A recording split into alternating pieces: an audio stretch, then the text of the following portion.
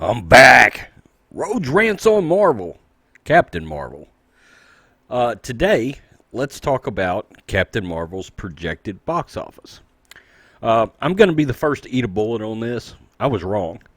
Captain Marvel is going to make over 150 for its opening weekend domestically and over 300 worldwide. What I will tell you about that is the Rotten Tomatoes scores, even with all of the saving that Rotten Tomatoes has tried to do on behalf of Disney on this one, it's still got a 52% on the Rotten Tomatoes scale. Audiences don't love this movie. Tyrone Magnus hated it. Jeremy Jahns did not like it. Even John Campea said it is a middle of the pack at best Marvel movie. I will say over 150, over 160 is impressive opening. However, I think you can possibly look in the direction of something like The Last Jedi to find out how this may not be as successful as it should have been. I think you had a narrative where a lot of your social activists, social justice warriors, came out. They came out this weekend to support this film. And I think some of your comic book goers stayed home. And what you will see is your SJWs are not going to go see this movie a second time or a third time. Whereas your comic book fans would have, okay, a lot of your comic book fans. Now, I understand there is a general audience that pays attention to none of this, okay. There are. I've got friends that are on the conservative side. They have no idea that Brie Larson has made any comments of any kind in the past. And they're so busy they really don't care. They're just going to take their kids, go see the movie, and come home. I get that, okay. So, do I think this movie is going to have legs? I think it could end up losing 70% of its box office next weekend.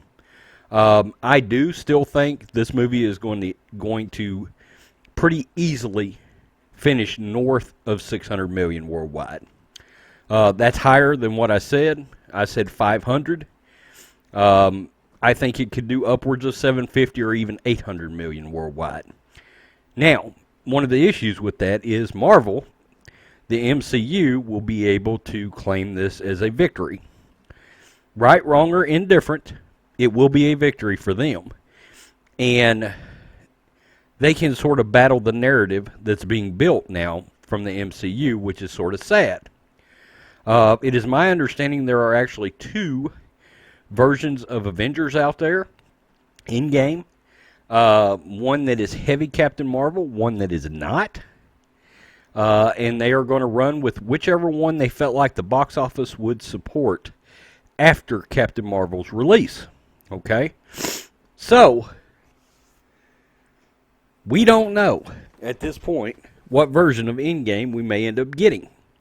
I have heard some leaks, and some of the leaks scare me, okay, in regards to taking this new hero, which a lot of audience goers have said she is the worst part of this entire movie.